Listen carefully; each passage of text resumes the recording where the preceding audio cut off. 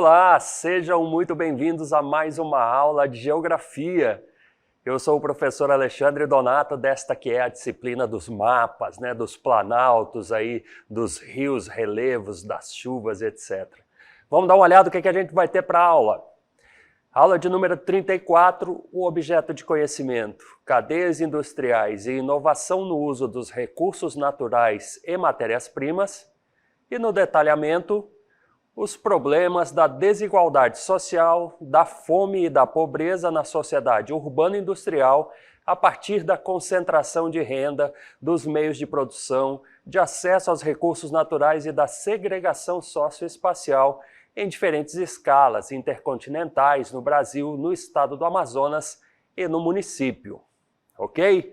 Vamos lá para a aula.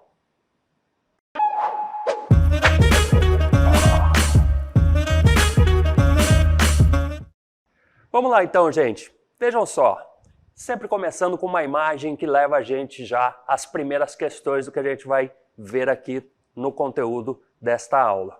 Mas observem aqui que nós temos uma espécie de pódio, onde nós temos uma pessoa ali que inicia numa posição mais baixa e vamos até uma pessoa que está numa posição mais alta. Observem que esse pódio é feito de moedas, o que está simbolizando aqui poder capital. Infelizmente, as coisas acontecem mais ou menos desse jeito. Sempre está no alto do pódio das benesses na sociedade urbana-industrial quem tem mais dinheiro.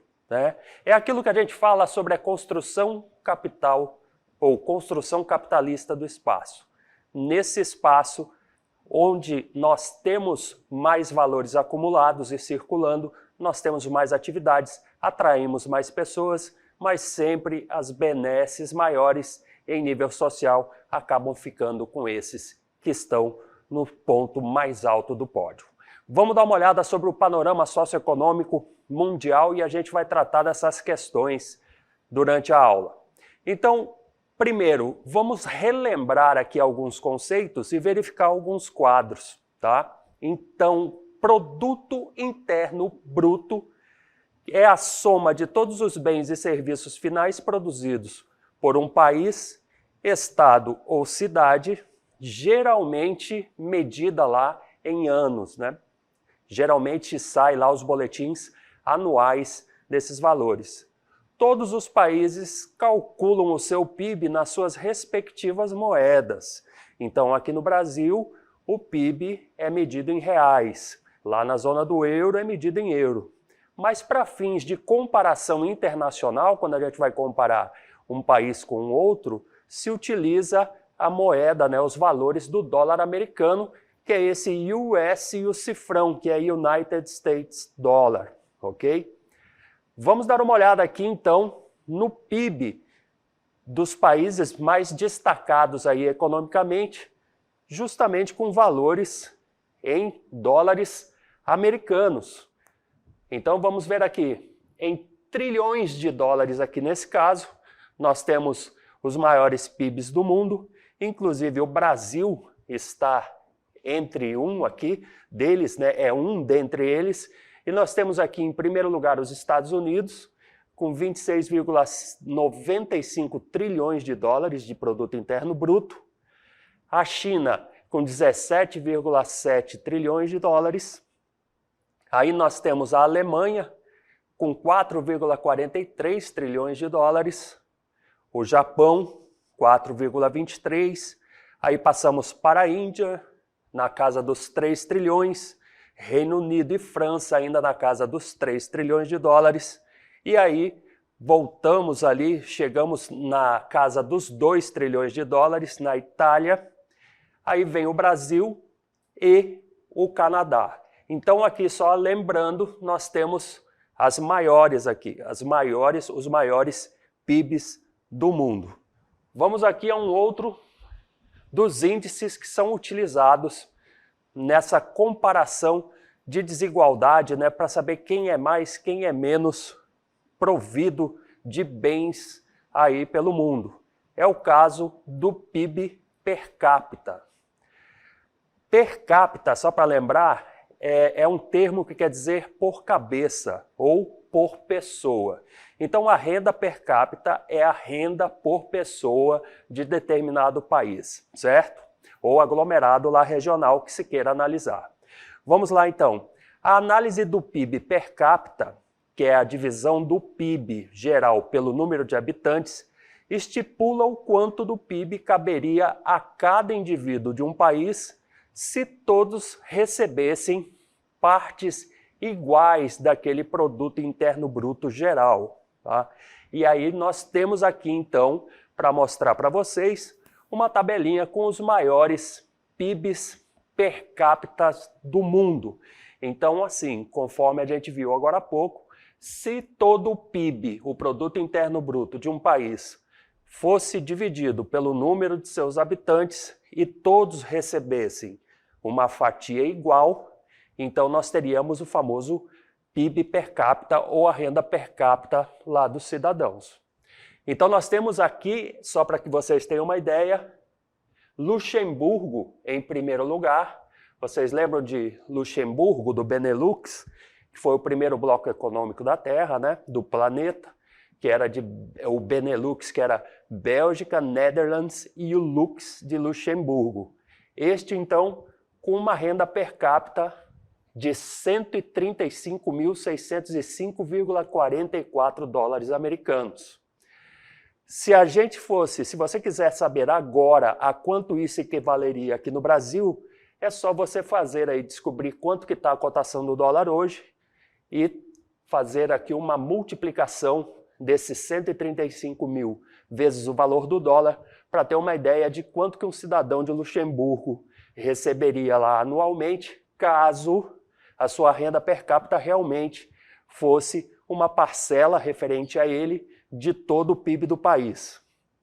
Mas para que você tenha uma ideia, nós pulamos para a Irlanda, aqui na casa dos 100 mil ainda temos a Suíça, né? 100 mil dólares, né? 112, 102. Baixando aí da casa dos 100 mil, nós temos a Noruega, aí na casa dos 80 mil, Singapura, Catar, depois temos os Estados Unidos ainda na casa dos 80 mil, baixamos para a casa aqui dos 70 mil na Islândia, aí temos Dinamarca e baixamos aqui para a casa dos 60 mil com Austrália. Observe um detalhe aqui, 80.412, os Estados Unidos não está nas primeiras colocações aqui entre os 10, já está da metade para baixo, mas tem o maior PIB do mundo, não é isso? A isso equivale dizer que esta fatia de valor é menor porque há mais habitantes, não é isso? Então, se há um maior número de habitantes, essa divisão vai fazer com que o resultado seja menor. É dividir o bolo com mais pessoas. Vamos a um outro desses índices que é bastante importante e que tenta, de alguma forma, tirar a atenção primeira, ou a maior, né, a atenção, a maior evidência, a maior ênfase do desenvolvimento econômico. E é o caso do Índice de Desenvolvimento Humano. Então, o que é o IDH?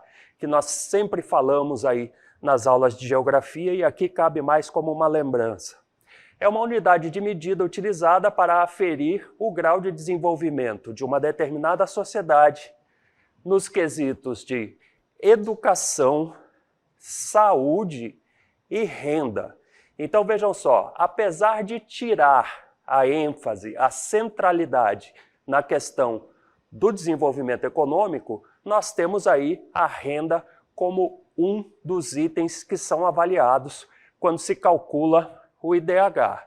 Também temos aqui uma tabela com os maiores IDHs do mundo, não é isso? E observem o seguinte, só para lembrar, quanto maior for esse número, maior é o IDH, tudo bem?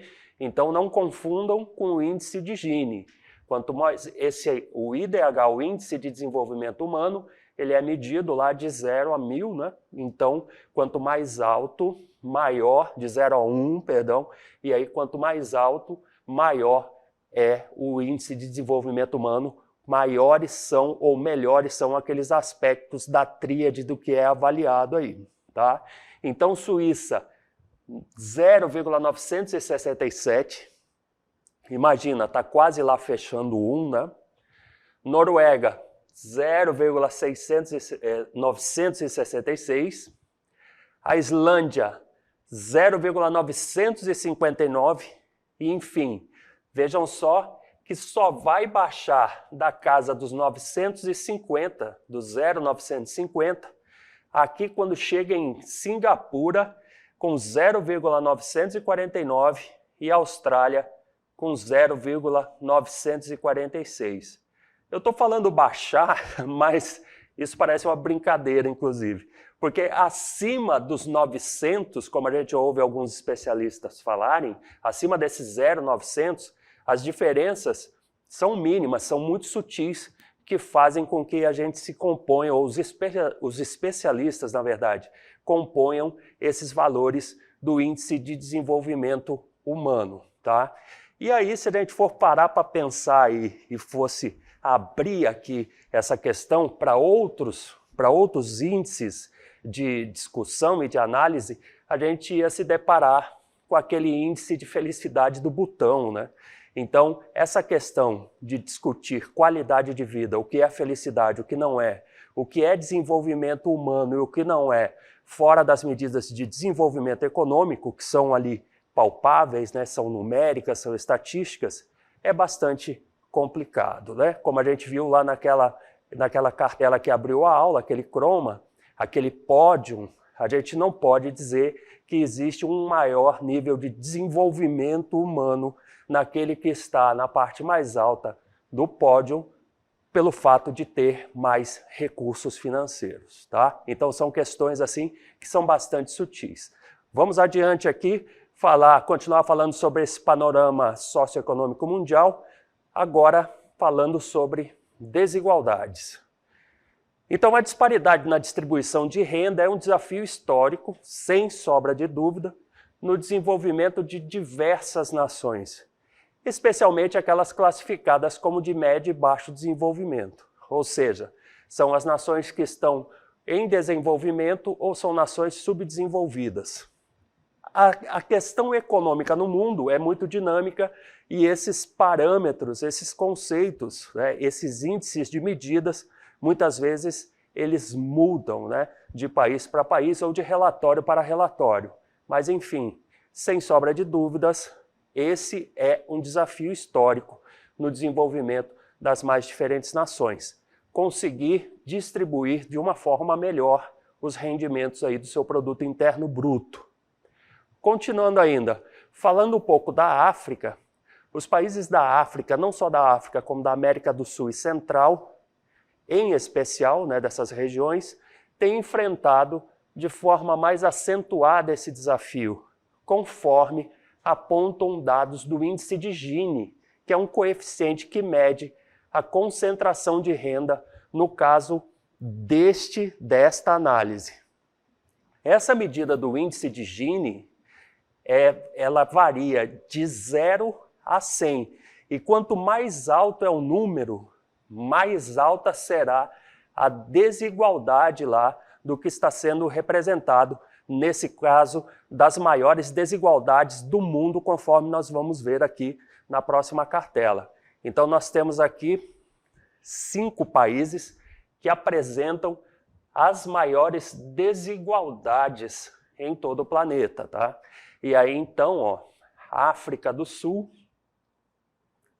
há uma disparidade aqui que é interessante e nefasta, que é o caso da África do Sul ser um dos países mais ricos do continente, é o país mais rico do continente, tem a maior desigualdade social, vejam só. Aí temos Namíbia, Zâmbia, a República Centro-Africana e Eswatini, tá? Então nós conseguimos ver aqui, nesse quadro com 5 das nações ali da África, que nós temos desigualdades que são bastante grandes, né?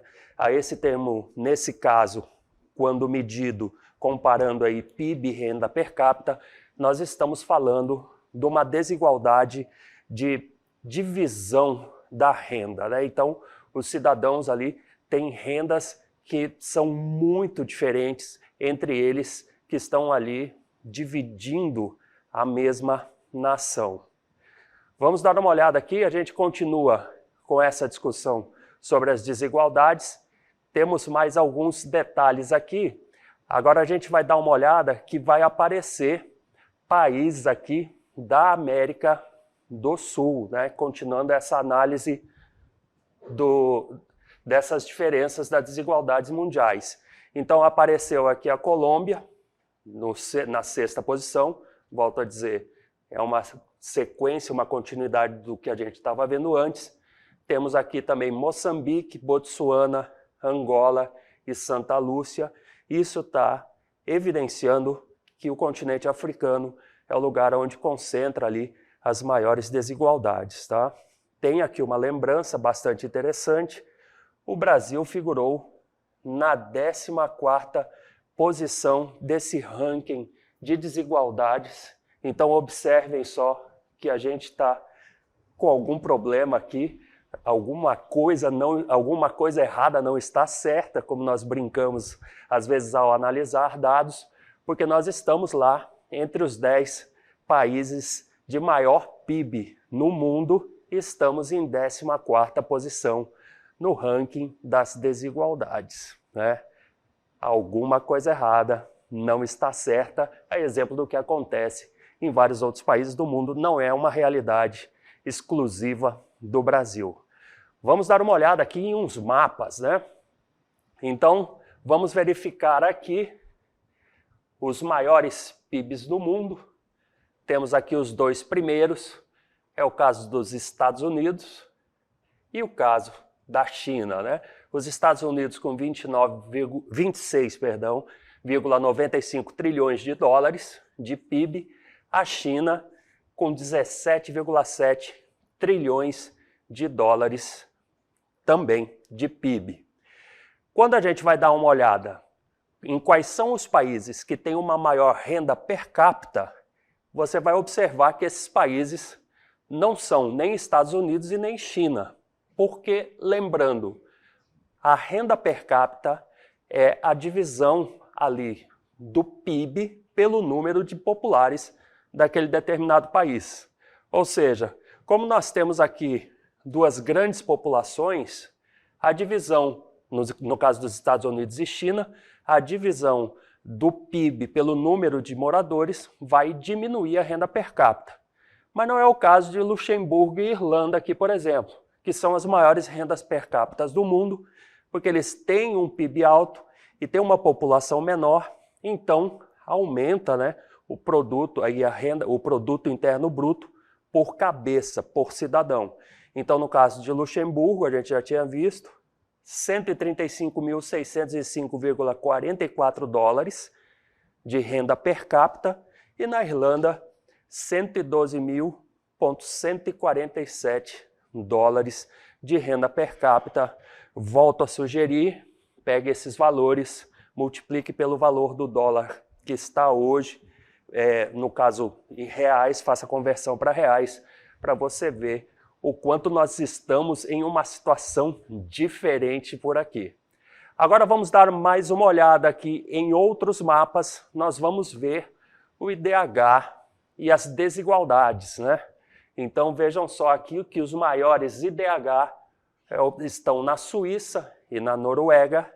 Observem aí que 0,967 é um número altíssimo, já que o limite seria aqui 1.000, né, o 999, depois dessa vírgula. Então a Suíça é o céu na terra, praticamente.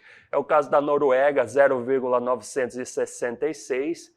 É óbvio que eu fiz uma figura de brincadeira aqui, mas, por outro lado, nós temos as maiores desigualdades, e aí a gente vê aqui que a África do Sul chegou ao 63, isso aqui é índice de Gini, como nós estávamos explicando anteriormente, e no caso da Namíbia, 59,1, também lá bem próximo da África do Sul, não é? Lá no sul da África total, na parcela sul do continente africano e próximo da África do Sul, que é o nome lá de um dos seus países.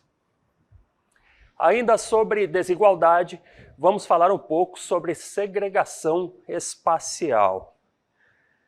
Então, países com economias fortes tendem a oferecer uma gama mais ampla de oportunidades em termos de emprego, educação, acesso a serviços de saúde, mobilidade social e qualidade de vida em geral, né? Isso é lógico, até porque para eles chegarem a essas economias fortes, eles realmente investiram em vários desses setores, tornando ali a população forte e resiliente o suficiente para enfrentar problemas e continuar se desenvolvendo.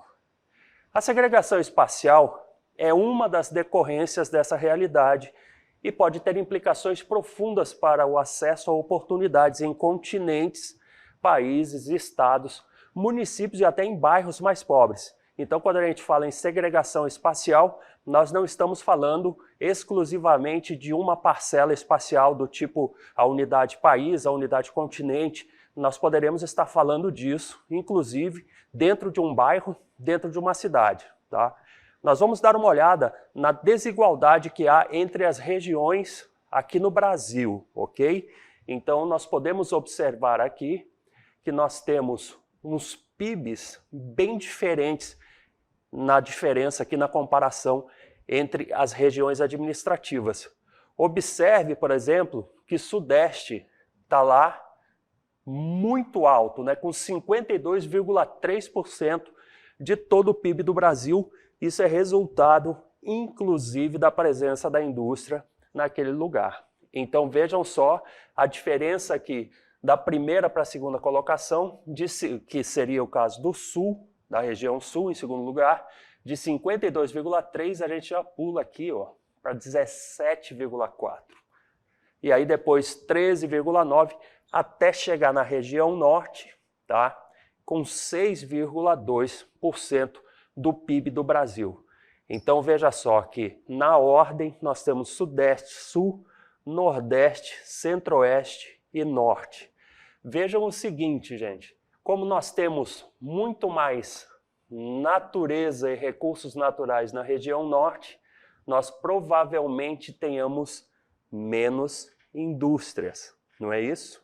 E se nós temos menos indústrias, nós temos menos os serviços que acompanham a alta incidência da indústria, e aí isso faz com que nós tenhamos um menor PIB, tá bom? Existem essas relações que a gente faz aí na geografia, e isso é bastante importante e interessante.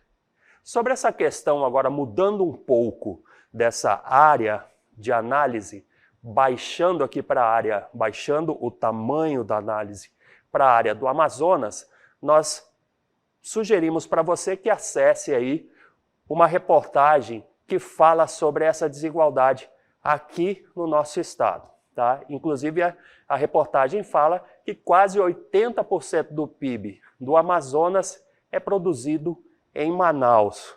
Isso faz com que nós tenhamos segregação dos municípios de onde essa renda é gerada para o caso do interior do Amazonas, né? Estamos falando aqui do Amazonas nessa reportagem que é do Emerson Medina, lá do portal A Crítica.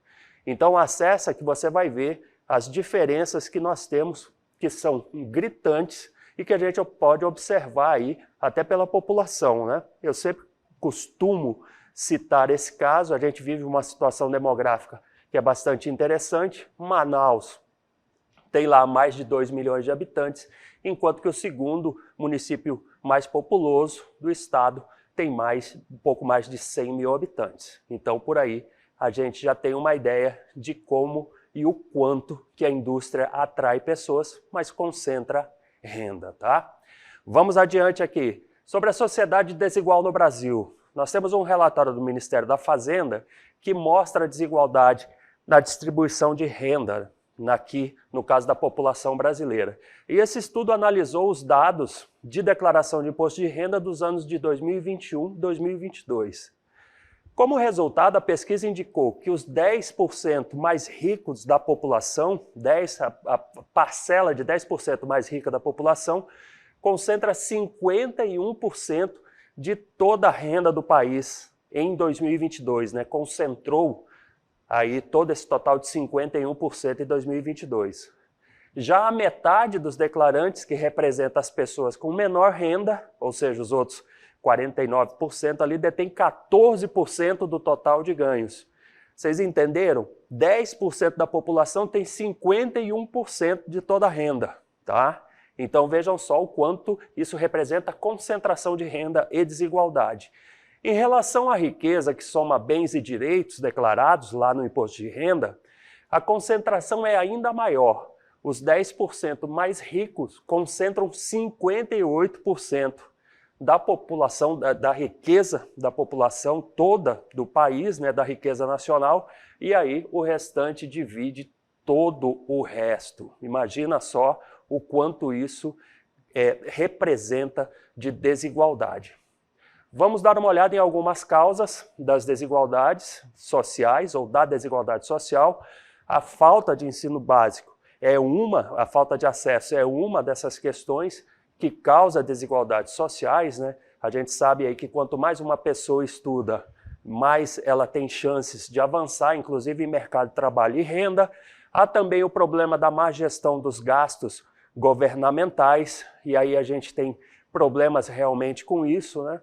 Quando o Estado se torna menos presente na economia, quando ele, na verdade, está muito presente em casos de parcela de economia de forma não efetiva, se gasta muito, não é isso? E aí nós temos desigualdade social que é gerada a partir disso, e além disso nós temos a corrupção, que é quando o dinheiro que é arrecadado pela sociedade, que deveria apresentar um retorno para a população, acaba por ser desviado dos seus devidos fins. E aí a desigualdade social pode levar à fome, né? E a fome é um dos indicadores mais tristes dessa realidade da desigualdade, ok? Vamos dar uma olhada, então vamos falar um pouco sobre essa questão da fome e aí para entender um pouquinho mais sobre como que esse lado escuro das questões da sociedade se apresenta e o quanto isso, infelizmente, é uma realidade. Vamos falar do problema da fome. A Revolução Agrícola e a Revolução Verde proporcionaram um aumento expressivo da produtividade agrícola global.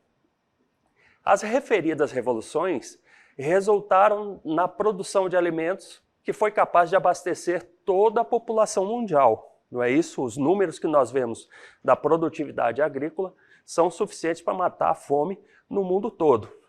Mas em muitos países em desenvolvimento, as elevadas dívidas externas, os governantes desenvolvem estratégias para o aumento da produção interna de gêneros agrícolas de exportação. Veja só, onde mais se precisa de alimento, se gera a estratégia para que esse alimento seja exportado.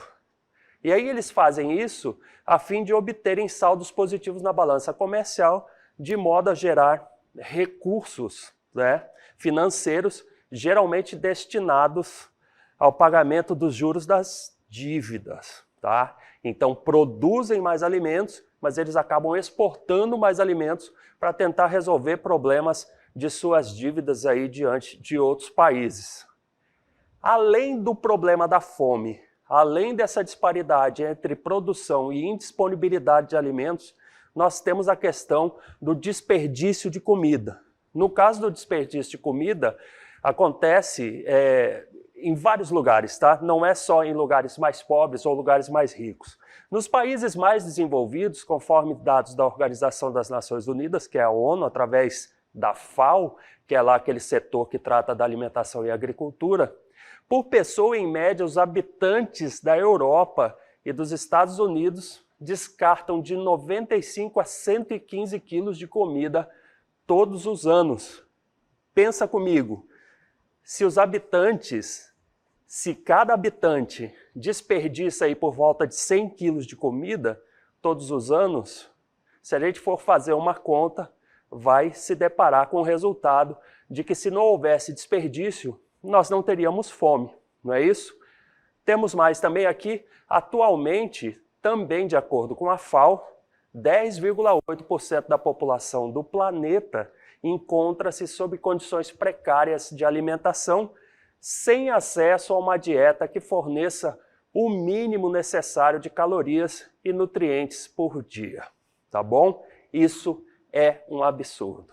Então, entender esse problema faz parte das análises que a geografia oferece aí como ferramenta para a gente poder atuar de alguma forma. Essa foi a nossa aula, eu espero que você tenha gostado. A gente se encontra numa próxima.